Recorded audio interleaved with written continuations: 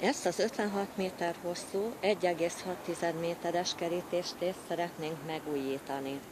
A kerítés anyaga beton, azt szeretnénk, hogy ez a kopott felület az óvoda arculatát tükröző, vidám, színes formavilágot jelenítsen meg. Ami számunkra fontos, gyermekközpontúság, az óvoda arculatát tükrözze, esztétikus művészeti élményt nyújtson, közösségcsapatépítő tevékenység, a fallal szemmel lakóknak sem mindegy, hogy mit látnak a kapun kilépve.